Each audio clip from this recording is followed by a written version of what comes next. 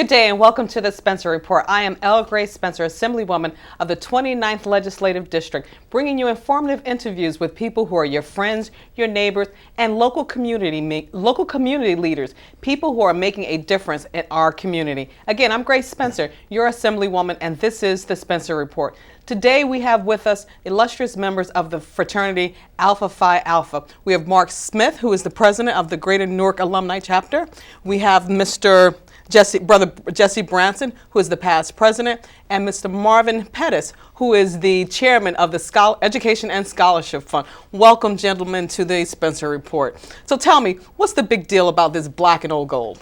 Well, the big deal is, as the old saying goes, that all alphas are great men, but that's not to say that all great men are alphas. Okay. So we'll start there. Very good. So start with your founding. Where were you founded? Tell me about the history of Alpha Phi Alpha. December 4th, 1906 in Ithaca, New York at the Cornell University is where we were founded. Okay. And it was founded by what we call our 7 jewels. And these jewels at the time realized that there was an opportunity for black men, particularly at an all-white college, to get together and form a study group. And initially we started off as a study group, just among black students at Cornell University at the time. Now when you say black students, was black men or black students including women as well? It was black men at the time, like-minded men that were scattered from all over the country, pretty much in the Northeast. Okay. But that's how it started. And one of the brothers worked part-time for one of the predominantly white fraternities in their fraternity house. And he had an opportunity to observe the organization and how they were able to enrich each other and most importantly how some of the alumni would come back and he said, we should consider doing that. And that's how the initial thought of having an actual fraternity came up. Now it was pretty much shot down in the beginning. The brothers at the time didn't think that we were capable of even forming a fraternity like the white fraternities. But they decided, I should say, to move forward and establish a fraternity. That's what they did in 1906. Okay, now the original number, has it always been, was it originally 7, the 7 that came together in a study group that became the founding jewels, or were there more prior to the founding? That's a great question. There were actually more. I'm not sure the exact number, but 7 represents the actual 7 founders. As a matter of fact, there were original what we would call naysayers, and we're very careful not to call them jewels. We call them precursors of Alpha Phi Alpha. And these were men who were in the study group, but again felt that, well, black people can't have a fraternity. We're not that advanced and we're overstepping our boundaries. And those gentlemen decided to not join the fraternity. So once we became the fraternity per se, it was just the 7 of them. Did those naysayers or precursors, did they ever join the fraternity? Some did later on in life. Some moved on. Also, keep in mind that it was a mixed group. Some of the gentlemen were undergraduates and some were graduates. As a matter of fact, some of the precursors, particularly were the house on State Street where the first meetings were, those were alumni men. They were in graduate school, I should say. And so at that point, some of the precursors went on about their fields at the time. Okay. Now, a lot of the fraternities and sororities were founded at Howard University. So your Alpha chapter was at Cornell University. Yes. And your Beta chapter, where is Beta chapter? Howard University. Okay, so tell me about the Beta chapter. Well, I don't really know a lot about the Beta chapter, but I know it was formed a few years later. Okay. And out of Howard University, we've gotten some really great men, and Howard has educated a tremendous amount of doctors and dentists out of Howard and people in the media. But as far as the history of Beta chapter, I couldn't elaborate too much on that. But I can elaborate on the mission of our fraternity. Certainly. And our mission is to develop leaders, promote brotherhood, educational excellence, while providing service and advocacy for our community. And we are really serious about that. Okay. Now that's the mission of the organization. When the organization was founded in 1906, was that the mission at the time and is carried forward, or were there other goals and ideals that the fraternity initially had that has evolved into what Alpha Phi Alpha's present day mission is? That's a great question. The fraternity in its infancy was just really to promote brotherhood on the college campus. It was to create cohesiveness, and so that the individual brothers would not feel left out there alone. Okay. And the main purpose at the time was just for undergraduates to have a study group, excellence regarding grades and academics, and to move forward into their careers. That's kind of where it started, and it just kind of come back a little bit to Howard University. Some of the original founders were from Howard. They had went undergraduate there, as I was saying, was a bit of a mix. So, and as well as that, where a lot of the intellectual thinkers of the day were at Howard University. Okay. That's kind of where the transition. Transition. Okay. All right. So, 1906. What significant things happened after the fraternity was founded in 1906 that gave Alpha Phi Alpha the presence or I guess the presence in the country to expand outside and beyond just Cornell University? Because, sir, Cornell's way up in Ithaca, New York, and for now you're down in Beta Chapter, which is at Howard University, and at this point I would think that Alpha Phi Alpha is becoming known across the country as a fraternity of African American men and something that should be on every campus. What was driving Alpha Phi Alpha? Can you talk about what was driving Alpha Phi Alpha in the late 1900s, in the early 1900s? I can speak to that. I believe our fraternity was birthed out of adversity. 1906, very, very difficult time, extreme segregation. Right. And when you have that kind of experience, it kind of makes you bond together. So I think that was part of it. Also, the men of Alpha were very instrumental in forming the NAACP. Many of the initial members of the NAACP were Alpha men. So I think the climate within our country and the things that were going on attracted those men who had an opportunity to go to college. And also down the road, the GI Bill. Right. Probably the first group of African American men who were allowed to go to school. Furthered our fraternity, because our fraternity at that time, manly deeds, scholarship, love for all mankind, those were the kind of principles that we expounded upon. Right, and now you have some very remarkable members, or have had some very remarkable members back in the early, back in the 60s in particular. Martin Luther King is a member, or is a member of Alpha Phi Alpha, correct? Martin Luther King, yes. And name some others. Thurgood Marshall, Andrew Young, Jesse Owens, brothers. Marvin Pettis. Paul Robeson. Right. Of course, W.E.B. Du Bois. Right. Alpha. You have quite a few. I mean, your history is rich when it comes down to accolades and gentlemen who have helped propel the foundation of African American politics and African American influence in this country. Certainly, Alpha Phi Alpha has always been there. Now, you've expanded. The organization is on, I would imagine, hundreds of campuses across the country, across the world. Yes. How many chapters are there, undergraduate and graduate chapters? Well, I don't know the number of chapters that we have. However, we're, of course, all across the United States. Right. We're in Canada, we're in Africa, we're in England and Europe. There are chapters in the Pacific Rim, and we really encompass the globe. And the largest unit of us is the East, or Alpha East region. Which is where we are. Which is where we are, because it's Alpha East, which is the first region, and it also includes every other chapter that is outside of the United States. How many, now you said Alpha East is the first region. How many regions are there? 5. 5 regions. And I guess it's broken down, you do the north, I mean not north, but the southwest or southeast? There's a southwest, there's a west, there's a Midwest, northeast, and south. Okay. Now, the mission is the same across the country regardless, correct?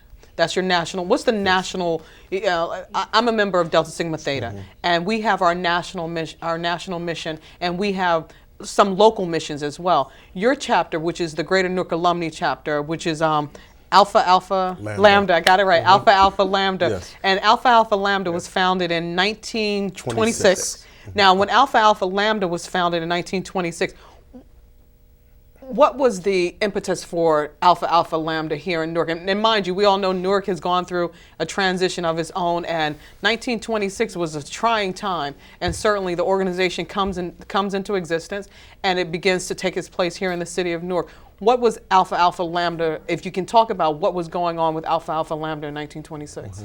A good question. In 1926, the Alpha Alpha Lambda chapter was founded, which is, by the way, the first Alpha chapter in the state of New Jersey. Okay. They founded right here in Newark on Parker Street. And the original members were, again, from all over the East Coast in general, including one of our illustrious founders, Walter G. Alexander, as I'm sure you're familiar with, yes. in Yes. Assembly, was one of our founders. And the brothers at the time found a need for cohesiveness amongst the alphas that were in the area, and they all found themselves to be of good standing: dentists, attorneys, politicians, educators, etc. And they wanted to, at the time, band together, put their strengths together, and help the advocacy for the community.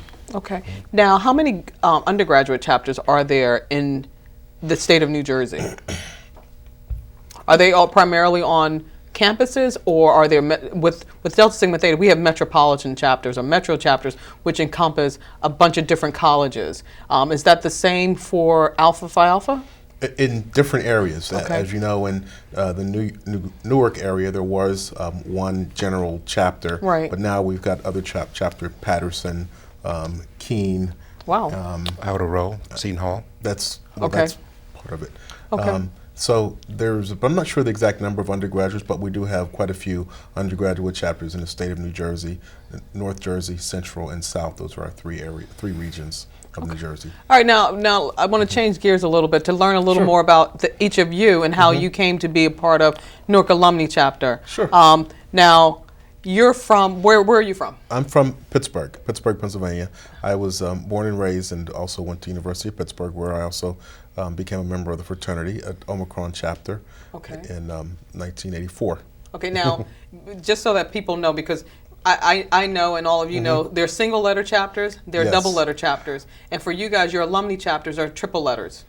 Well, they just have Lambda at the end. Okay. So the first one could be Alpha Lambda. All right. And then, as you know, we're Alpha Alpha Lambda. So they went through the whole Greek alphabet. Okay. And then at the end of it, then it started again. There was Alpha Alpha Lambda. So Okay. we're the second row, so to speak, after the Greek alphabet. Okay. All right. But the single letter chapters, which is University of Pittsburgh, was a single letter chapter, Omicron. Yes, which Okay. I'm very proud of. I'm trying to downplay that, but yes, since you asked, we're very proud of it. As a matter of fact, we just celebrated our centennial at the University of Pittsburgh, and I was the vice chairman of that. And we had over 400 members come through for our centennial, and very proud of that. Yes, you're very right.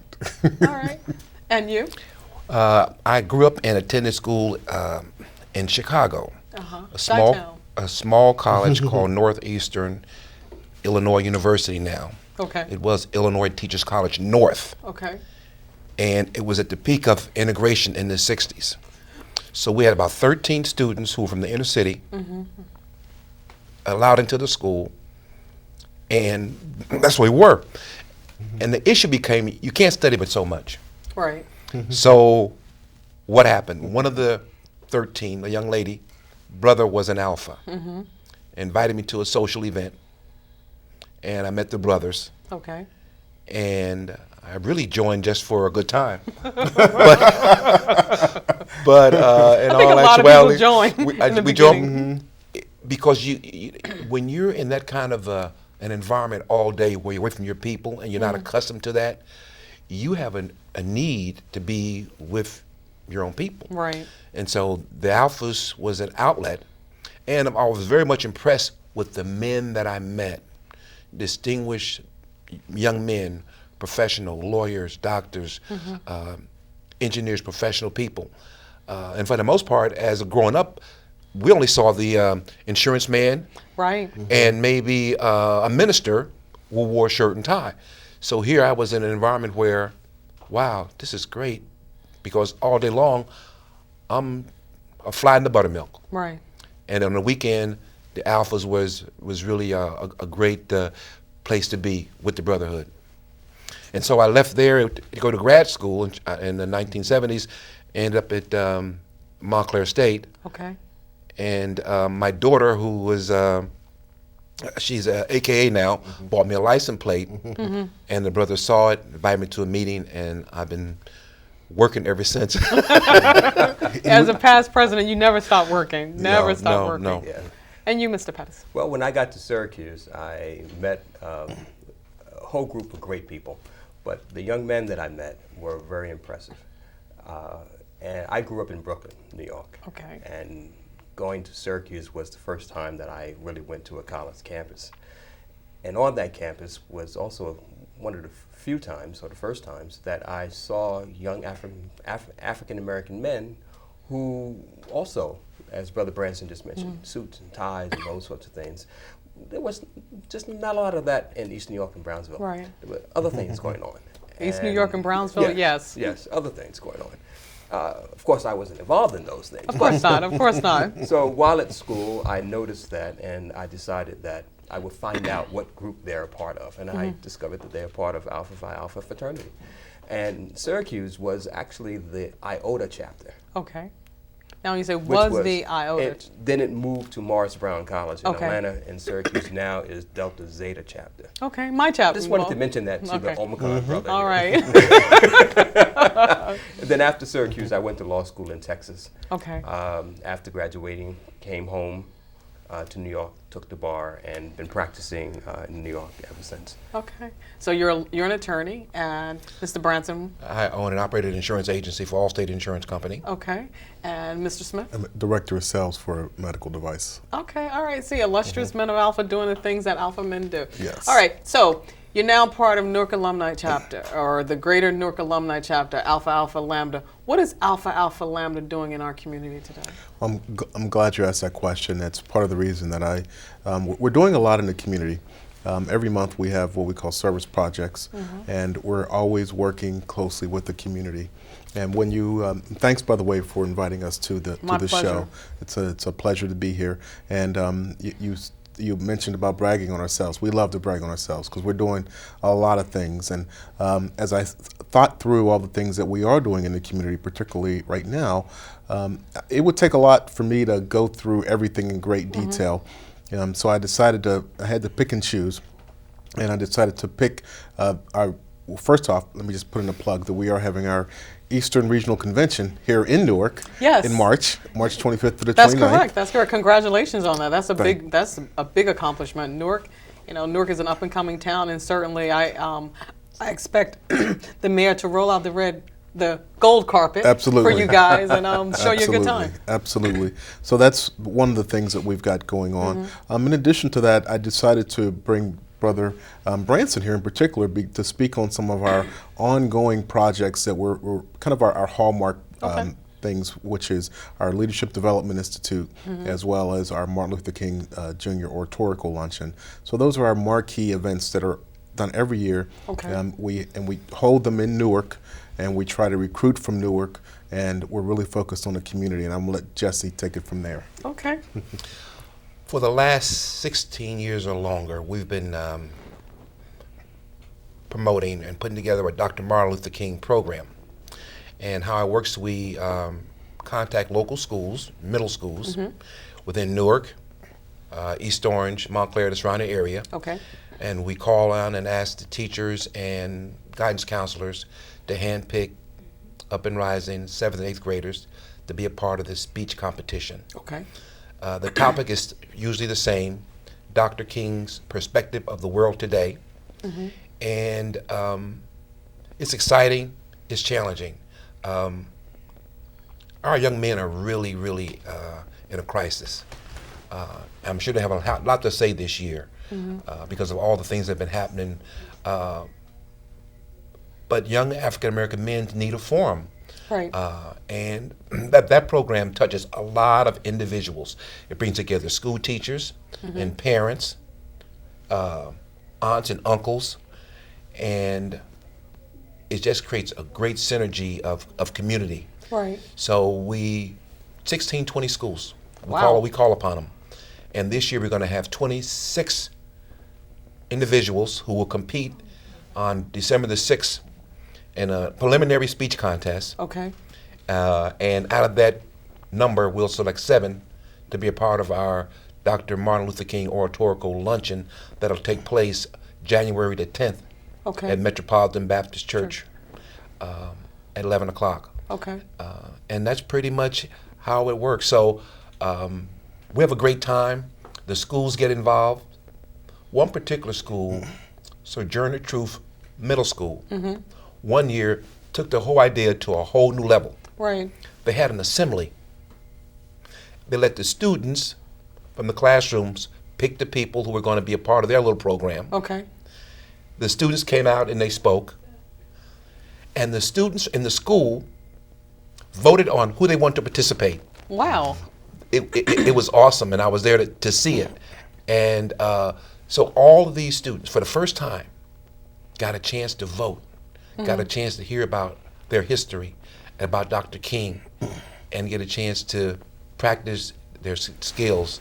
It was an awesome event. And just from your expression, it seems as though you were all engaged, and it was an exciting time for you. It's not, and I'm going to impose on you guys. Listen, when the event happens in January, let me know. And what we'll do is, because this is certainly, there's so many things that happen in our city, particularly those things that are being sponsored by members of different Greek letter organizations that we don't hear about and we don't know about. And if we can, if I can impose on you to let me know, so that way we can bring a camera and just take a, film it, so that we can include it in different shows to highlight what our kids are doing. Because all we hear about, as you guys know, in the city of Newark, we hear about the shootings every day, but we don't hear about what child and which children are doing the positive things in our community and how they're matriculating through an environment that otherwise could be harmful for them. So I think that's fantastic. But certainly, now I'm sure there's a scholarship component to that. Absolutely. Absolutely. Okay.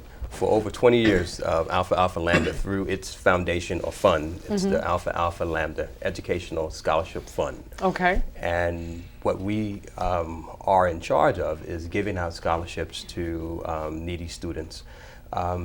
We have a scholarship program through Essex County Community College, where we give the winners $500.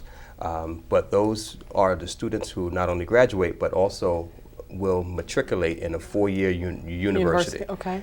It's more like a book stipend, but it's $500. It helps. I think last year we gave out 3. The year before that, maybe 3 again. And we have been doing that for several years. Okay. And on top of the Johnson scholarship, we also have the Marion B. Frederick Award, which is $2,500 per year. Marion B. Frederick. Marion B. Frederick was a president of our chapter some years ago. Okay. And this was an award named in his honor, where we give $2,500 to a high school student who is going to a 4-year university. And it's we send out a call for applications. Those applications come in. Our scholarship subcommittee review those and pick a winner and award that. Okay. All right, excellent, excellent. Now, social action program. Are there any social action programs that you guys are involved in? Yes, we have been involved in quite a few. We had a rally last year on the steps City Hall in Newark. I don't know if you had a chance to see that. And we had brothers from all over the state come and speaking on the violence in the community at the time. And that's always been another one of our arms of our fraternity. And obviously Alpha has always been in the forefront, whether it was the civil rights movement, marching with Martin Luther King, etc. We are always there. Even with the recent events in Ferguson. You may have seen that Alpha, we sponsored all of the funeral arrangements. Yes. And the actual attorneys are members of our fraternity as well for the family there. Okay. So that's on a national scale and here on a local scale as well. Certainly, and as I said when I started, when I say illustrious members of Alpha Phi Alpha, I say that with the utmost pride because I had a chance many years ago to not be a part of your organization, but to support your organization. And the young men of Iota Row at that time were certainly involved in things that were happening in and around the city of Newark and actively engaged in making sure that members matriculated through, through their undergraduate degrees. What do you see changing? You guys came in at a time when things were different as far as undergraduate, undergraduate fraternities and sororities as they are compared to today. And when I came through, which was 1989, we had a huge emphasis on making sure that our members made it through the 4 or 5 years. It was important that members, if you came into the sorority, that you graduated, you finished up with a degree. What difference are you seeing in your undergraduate chapters today versus, your undergraduate chapters when you guys came through? I mean, you came through at various times. I think the undergraduate chapters today are much more serious. The academic requirements to be part of Alpha are higher. Yes. The hurdles and things that you have to jump through and go through are higher. The testing is much more detailed. Right. Alpha Phi Alpha is one of the fraternities that have not put on a moratorium in bringing people in, and that is because we have a very detailed and strenuous program that is orchestrated or handled by each district, Right. instead of the individual chapters. And because of that, there's a lot of control, there's a lot of oversight, and I think that the results are, one, we are still actively recruiting members into the fraternity, and two, we have a opportunity to grab the creme de la creme of the student body when it comes to having young men interested in Alpha. And I think in there is the biggest difference between in 1982 when I joined the fraternity and now. So it sounds as though there are different things that are attracting young men to, certainly the same principles are attracting young men to Alpha Phi Alpha today as they were back in 1906 and 1984, 82, 68. Certainly, those same things are there. But is there anything that's different? Yes. Well, can I? I think the percentage of African American men on college campuses is probably going to be at an all-time low. Yes. Education is very expensive. The high school dropout rates are increasing. We need to get to young people sooner, and I just, young African American men need guidance. Right. And we're trying to do some of that, but I think it's having an effect because NJIT, for example, they have requirements for the number of young men on a campus to have a fraternity, and those are some challenges that are playing themselves out. So it's a challenging time, and I don't know how optimistic these young people are. When I say young people, I mean our community of people. Right. It looks like a lot of our young men are losing hope, and they have, there are things that are happening that, it's challenging. Your parents send their son or daughter off to go to school, and you're wondering how they're gonna, how's it gonna work out today, right? And then you have to have the resources. We have things here in the city of Newark and programs like LEAP that are reaching out to help young people, but we need to continue to work toward that. Right. Yeah. I believe there's three main differences to answer your question. Okay. The first one is, as Brother Branson mentioned, the available pool of African American students, and it's not as big as it was before. Number one, in the metropolitan campuses, the SAT requirements, some of the academic requirements are much more stringent. Right. So they're pushing a lot of our students out to the smaller campuses. That's number one. So the available pool isn't there. Number two, a lot of times when a student goes to college, they just want to get through. They just want to graduate. Right. There's so much competition and there's so much going on in their lives in the real world that they really don't have time to even consider a fraternity or a sorority. And then the last but not least, which is the latest challenge, is other fraternities and sororities, white fraternities and sororities that are recruiting African American students. So now if you've got that available pool of 5 or 6 African American men on campus, well, it's not just the alphas. You know, the Teeks are trying to get them, and other fraternities are trying to get them, and they're basically saying the same thing. You want scholarship? We do scholarships. Right. Do you want alumni? We have alumni. We've got a great network of alumni. Right. And so that's the third leg that's really different than it was in the 80s or even in the 60s. But you know, my opinion is that, or actually, you tell me, is there still a need for African American based or predominantly African American Greek lettered organizations? That's a great question. And again, that's one of the questions that some of the other fraternities pose to the African American students.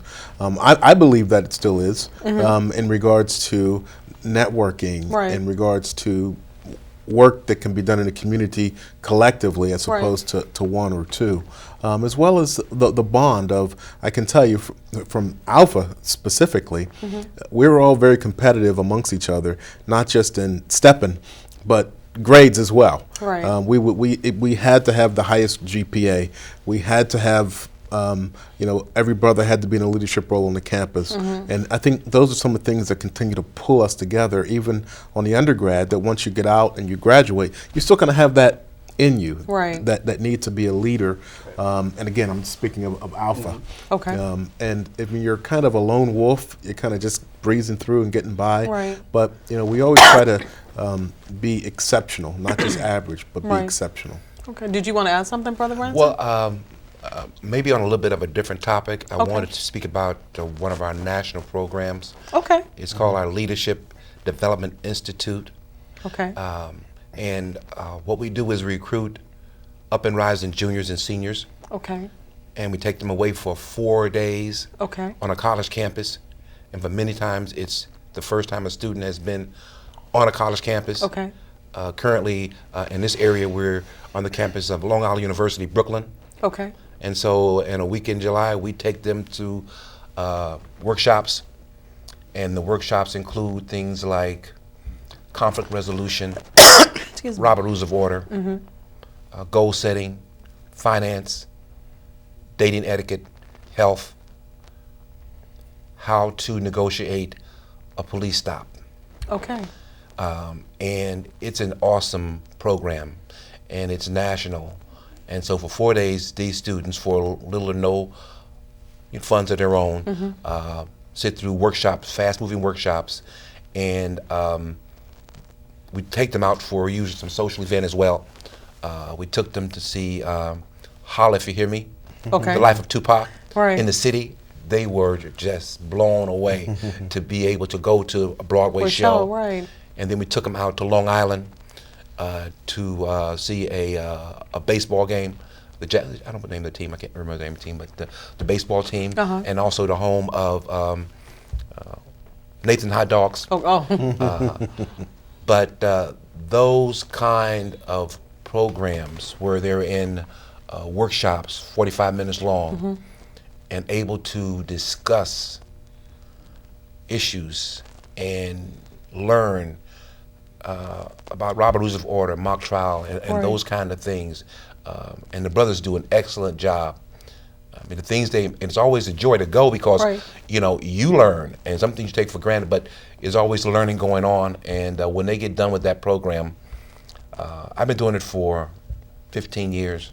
Now, do you find that the young men that have participated in that program often come back to Alpha as potential candidates for membership? Yes, that's an excellent point. They'd be so excited. They're not going to think about anything but black and gold. We have a lot of confidence in that. They've been they're impressed. Okay. They're impressed, and it's wonderful to be a part of that. And usually we have brothers who come in from, like this year, our Eastern Region Vice President, Brother Mills, came in. Okay. On the last day we had a closing ceremony where they get award certificates, and he gave a nice talk to them and spoke to them.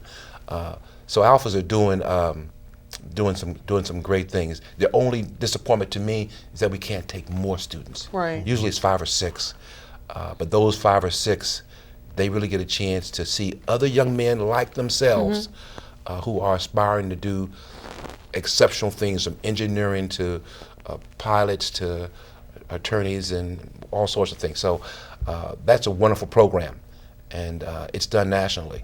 Okay, good. Now, in your chapter, Alpha Alpha Lambda, how many members are currently in your graduate chapter? We have 42 active as of right now.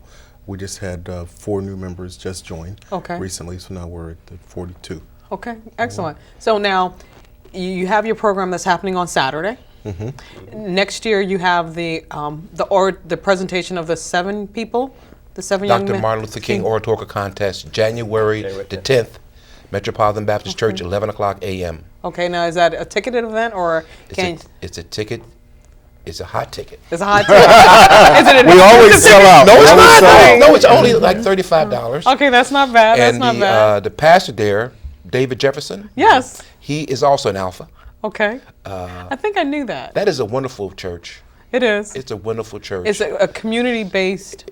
You get the feel of history and togetherness, and they do an excellent job of catering it. So we've been there for a number of years. Okay. We're great partners. Okay. And it's interesting what you said is because I've been coming to this, I guess, 8 or 9 years now, and without fail, every year I hear parents say, "Why isn't the news media here for this? We hear about all these things going on in Newark. This is incredible." I mean, it will literally bring tears to your eyes, hearing and seeing these young men speak so eloquently and systematically on Martin Luther King's perception of the world today, and each one of them has a different spin on it, and it's just absolutely amazing. I can tell you from experience, when I first moved here from Pittsburgh, and before I became active with the fraternity, I'd watch the news and I'd see what was going on in the community, and I don't know where our community's going. But the first Martin Luther King Oratorical Contest that I went to here, my jaw dropped. And I realized that there is hope, because if you watch just what's going on in the media, you feel sometimes that there is no hope. Right. But it's a great program, and it's just incredible. Now, does Alpha partner with any other? There are 8, traditionally 8 members of what's known as the Panhellenic Council, and they are the 8 first African American organization. Alpha Kappa Alpha, Alpha Phi Alpha. Let's do them in order. Alpha Phi Alpha, Alpha Kappa Alpha, Delta Sigma Theta, Omega Psi Phi, Kappa Alpha Psi. I'm not doing them in order. What's Zeta Phi Beta? Phi Beta Sigma. Who am I missing? I think Sigma Gamma Rho? Iotas. Oh yeah. Iotas and Sigma Gamma Rho. Yes. Okay, so that's Panhell Yes. or thereabouts. Now, do you guys, does Alpha Phi Alpha partner with any of the other Panhellenic organizations to put on any other events that involve engaging the youth in the city of Newark? Or in our area? Yes, we do. We are active in the Panhellenic Council, but most importantly, over the last 2 years, we've worked with the Deltas, the Montclair Deltas, with their Embody program. Right. And I can let Marvin can tell us a little bit more about that. Yes, you probably already know, being the Delta, the Embody program actually is a wonderful program where Delta Sigma Theta decided to mentor and make contact with young men, young African American men. And that program involved a day of workshops, classes, presentations, a keynote speaker, probably lunch and those sorts of things. Right. But what people do not know about the Embody program is that it continues on a monthly basis through the Delta chapters, where they've gone to places where young men are being held, like juvenile homes and those sorts of things. And they mentor these young men. And they go in on a monthly basis with books, with talks. They allow them to vent. And it's a wonderful thing. And at the end of the process, there's some sort of celebration or graduation from the program. And then they gear up to do it again in the following year. Now, as African American men living in or actively engaged in a predominantly highly densely populated area, do you find that a lot of African American youth, particularly young men, don't have the role models that you had in helping you formulate who you were going to be? Or who you are today? I would say that's true now as it was in the 60s when I grew up. One of the things that we sponsored this year is we sponsored the East Orange Baseball Association, the Baseball League. And I think that after the Martin Luther King and the LDI, by far the sponsoring of the baseball league, which Brother Branson, our chapter did, and Brother Branson also sponsored a team. We went to the award ceremony, and it was another just awe-inspiring experience. We had no idea that there were hundreds of kids involved, and if we wouldn't have put it together, there have been none. It wouldn't have even happened. But what was really interesting is one of the kids, when they first came up, we gave them a trophy, and then they got to say something. And one of the first or second kid came up, and he said, the person had the mic, said, "What do you want to be?" And he says, "I want to be a fireman." And after that, you know how kids are, these were young kids. Yeah. Every kid came up and said, "I want to be this, I want to be that, I want to be this, I want to be that." And of maybe the 200 or so kids, almost every other one of them said, "I want to be a fireman, I want to be a mailman, or a policeman." And halfway through, about the 50th kid, I ran up to one of the brothers that was there, who's an attorney as well. And I said, "You know, it's interesting, you know, none of these kids, they don't want to be doctors, they don't be," and he said, "Well, this is all they see, that's why we're here." Right. To expose them to that, and we have to get more involved. But it's just really awe-inspiring to see what our kids have to go through today. Right. Is there anything that you see in your travels as an alpha that makes you feel or believe that there is more that can be done or should be done either through alpha or through the community at large? Well, you know, I think the people who are working the hardest are probably our school teachers. Okay. And it's a tragedy they don't get paid for their efforts, and their efforts are so very, very, very important. That's one of the things. The other thing I think our children aren't seeing is good, positive role models. I mean, once you get past the NBA and the baseball NFL, team, NFL, they don't see a lot of professional people doing other things. I think, you know, we all have our time, Right. but I think there are certain times that we're just, I think our times were just, the 60s were just full of exciting people. You know, you had Muhammad Ali, who was screaming, "I'm the greatest." Right. Black kids hadn't heard that. Right.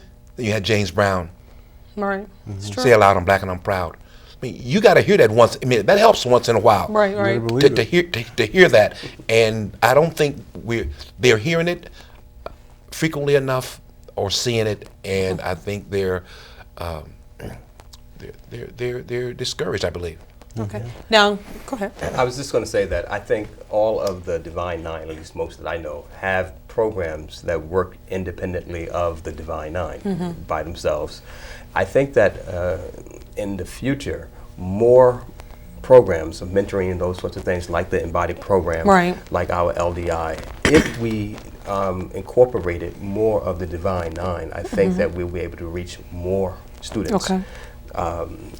And the other facet of it is we can't wait till someone else does That's the work. true. We can't wait until someone else develops the plan. We have to do what we can, when we can, how we can, where we can, and as many times as we can. That's true. And that's Now, how we could make this work. Your conference is coming up in March. What can we expect? We have a public program planned. As a matter of fact, our chairman is right here for our public program for Newark. Okay. We have we'll be having the whole alphas from the whole eastern region will come to town. We're going to be at the Airport Marriott. Okay. We will have some. We'll have an LDI program inside of the Eastern Regional Convention. So we will be looking for local youth to fill the Leadership Development Institute. Okay. Now, your venue, will the convention take place in the Prudential Center or someplace, the local venue, the local conference center? Now you're the third Delta because you are having yours at the Prudential Center. Yes, we are. are. You're the third Delta that's asked me about the Prudential Center. Unfortunately, we will be at the Marriott. We're not as, there won't be as many alphas as there will be Deltas here in 2000. You're the third Delta that's asked me that same question about the Prudential Center. No, everything will be housed, meeting, convention at the Marriott. Okay. Our general president said at our last general convention, talking about the need for alphas to be more active in the fraternity, and he said our national convention is as big as the Delta's regional convention.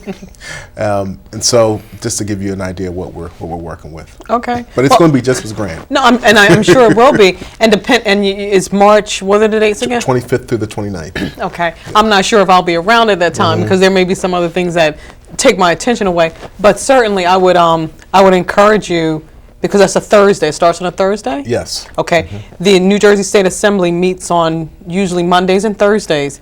And certainly I would tell you, reach out to your local assembly people and senators and see whether or not we can accommodate a day where you guys, if they're in town, people are in town, come down to the State House and see exactly how, your tax dollars are being spent on your legislators. Because certainly politics play a big part in our organization, in your organization as well as ours, because as we move through our communities, we understand that there's a certain empowerment that comes from political knowledge. Absolutely. Now, I know most organizations are nonpartisan, but there are still things that the organizations get involved in that are political. Are there, or politically charged, I'll just say that, politically charged. Are there any issues that are brewing in the state of New Jersey that Alpha has taken a stand on? I would just say recently, violence. As I mentioned, we had our stand and rally on violence. I believe it was in May of last year, and hopefully we'll do another one this year. That's the one thing that we're trying to take a stand on for those same reasons, to help our youth and to not just go to college, but to survive. So that's one of them for sure. Okay. Every year we also help people vote. Okay. And we help people register to vote through our national program. Good. Good, very good. Now, your national president, who's your national president? Mark Tillman. Mark Tillman, Yes. okay. All right. Now, in Kappa, they call them pole marks. Yes. How did you manage to stay with, we call him in Delta Sigma Theta as president also. The organization of your fraternity on a national level, you have your president, Yes. your vice president, We have regional vice presidents. and you have five, there's 5 regions? Yes. Okay. Yes. And Brother Mills, as Brother Branson mentioned, he's ours for the Eastern region. He lives in Maryland. Okay. He came out to Long Island? Yes. Yes. Okay. And he'll be in Newark here with the 800 or so alphas that'll be in town as well. Okay. Well, I hope that you don't spend all your time at the airport. That at some point, Delta's one of the members in Delta Sigma Theta, Vonda McPherson, has a beautiful restaurant downtown Newark called Duke's, and I would hope that to plug her right now, I would hope that we got to get her. I've been there and had a great time. It's excellent food. It's Great excellent food. food. Great time, great jazz, but certainly, as we have mentioned, I think everyone has mentioned, that part of being in a fraternity and sorority, there is some social aspects of being in the organization, and to have a good time, on a Friday or Thursday night. Most, college campuses, it starts on Thursdays. Well, on that note, every other year we also offer, or we have, a Evening of Elegance. It's a black tie affair, sponsored by the foundation to help raise funds for the scholarships, and supported 100% wholeheartedly by the fraternity in the chapter, Alpha Lambda. This year, we're thinking of having it in December, the second Friday of the month, December 2015. Okay. And for the past, I think 3, maybe 2, we've had it at the Newark Club, right? Oh, very downtown nice. Newark. So it was important for us to have that affair in Newark and to keep having it in Newark. To raise, again, funds for the scholarship, and to give us an opportunity to let our hair down if we had some, and to celebrate not only the holidays, but to celebrate Alpha, and to celebrate the number of years that Alpha Lambda has been in existence, and all that we do, and to just give a tip of the hat to one another. All right. And that's the Evening of Elegance. So on Thursday, your anniversary is the Thursday, Friday? The Thursday. Thursday. So you'll be 102 years old. No. No, what are you? 06, 08. 08. It'll be 108 years old, right? Right, 108 years old. So 108 years old. Are there any really large festivities that are planned on a national level for Founders Day? I haven't seen any national. Usually our state does something for the Founders Day, and they ask us usually to not do anything in regard to the state can have something. But we're not having anything specifically local. We'll probably get together, just the brothers. But I believe that it's December 4th, 1906 is emblazoned in our head. Well, you know what? From my college days, it's a little stuck in my head too, because every time I think Alpha Phi Alpha, first thing I hear is that 06, yes, and the ice, oh my God.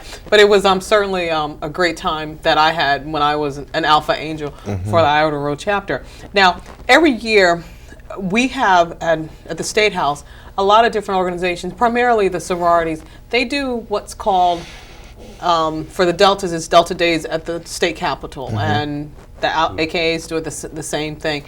Do you guys do that at all? Not at the state capitol, to my knowledge, but that would be a great idea. Yeah, and certainly, and I would be more than willing to host you if you so choose to do it. Pick a day, and more than welcome to host you in the state capitol. And I should tell you this, you know, to get you up and motivated on something, Omega Psi Phi is the first of the Greek letter organizations to get a bill passed that's going to allow them to have their own license plates. Oh, in the state of New Jersey. Yes, in the state of New Jersey. And you know, I'm telling everyone that because they may be the first to do that, but that doesn't necessarily. They won't be the last. They will not be the last, but I think it's important that we all, you know, have the opportunity to do that for our organizations, because it is important that people know who you are and know what it is that you're doing. And that's the reason why I invited you guys on the show, because if you don't go to college, you really don't have a lot of knowledge about what the Greek letter organizations are, who they are, what they do. I don't know whether or not there were people in your family who had the fortune to go to college and who joined fraternities or sororities. But for me, as the first person in my family going to college, I didn't know anything about Greek letter organizations. And my first introduction was at Michigan State, which was the first school I attended, and it was with the Alphas. And at that point, my response was, I don't know about this. You know, but as I got to know them better, everything that each of you have said as far as the high ideals and standards, it was certainly present on that campus. And when I came back to New Jersey and found myself in the mix of members from Iota Rho, I got to see more as to what was happening. So what else, you know, as far as getting people to know who you are and what you do, what are some of the things you guys do? Well, I do quite a few career days. Oh, excellent. And those are great because the kids don't see. They don't know. They don't see, they don't know. And unfortunately, if your parents haven't been educated, sometimes they can't see themselves any higher than what they're grown accustomed to. That's true. And even after they see us, it takes a little time for some people to begin to really believe that they can do dynamic and extraordinary things. Right. And the career days give us a chance, at least give us a chance to visit some schools, to talk to the kids, find out what's on their mind, and share what you do, and they can see different professions come in. So I do a number of career days throughout the course of the year, and so it also helps me when I'm recruiting for our program. Yes. So you know, so that's a good thing. And again, I like to, you know, shout out and thank our educators for all the work they have to do. Teaching is a really tough job. It certainly is. Now, do any of you have children?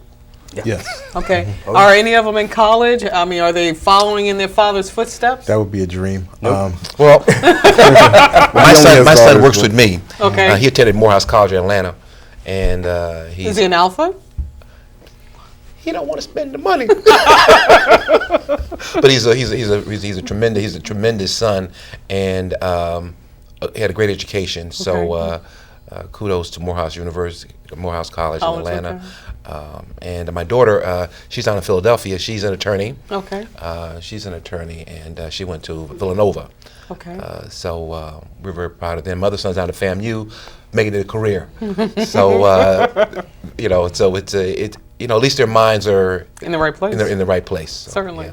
And you, Mr. Brother Smith? Well, my youngest attends college in Florida, Okay. and he just found out that he goes to Full Sail University, and he just found out that he can pledge through Central Florida, University of Central Florida. Okay. So I'm pretty excited about that. Excellent. My other two sons chose not to go the Greek route, but that's okay. Okay. All right. And real quick, because we're going to be wrapping up, sir. I have one baby girl. Ah. She's a graduate of Binghamton, and she wants to pledge AKA. AKA. Even though her mom is a Delta. Oh, that's going to be interesting. figure. It's going to be an interesting household. Now, real quickly, to contact your organization, if they have any questions about any of the program, how do they contact you? For the LDI and for the Martin Luther King luncheon, Brother Branson. My phone number is 973-632-3834. That's 973-632-3834. Okay. And we are currently recruiting for the LDI applicants, as well as I think we may be we're selling tickets for the luncheon. But we've got more, 26, how many did you say? We have 26 young men who are going to be participating Saturday in the speech competition. Preliminaries. Okay. Yes. Very good. Very good. And you want to add anything about the Education and Scholarship Fund? Only that as we give programs, we'll of course need the greater Newark community to help support, so that way we could continue our programs that we've been doing for over 20 years now, including the Evening of Elegance, including the MLK luncheon, and all the other programs that Alpha Lambda sponsor. Thank you. Thank you very much, brothers from Alpha Thank Phi, you. Brother Smith, Brother Branson, and Brother Pettis. Thank you very much for being a part of the Spencer Report. It has truly been an education for me to sit here and have this discussion with you. And I hope that the people who view the show also found it to be educational. I am L. Grace Spencer, the Assemblywoman for the 29th Legislative District. This is the Spencer Report, and thank you for participating and being a part of our show today. See you in a couple of days on our next show. We'll have other members from the Panhellenic Council to bring you information and ideas as to what their organizations are doing in our community. Thank you, and see you next time. Thank you.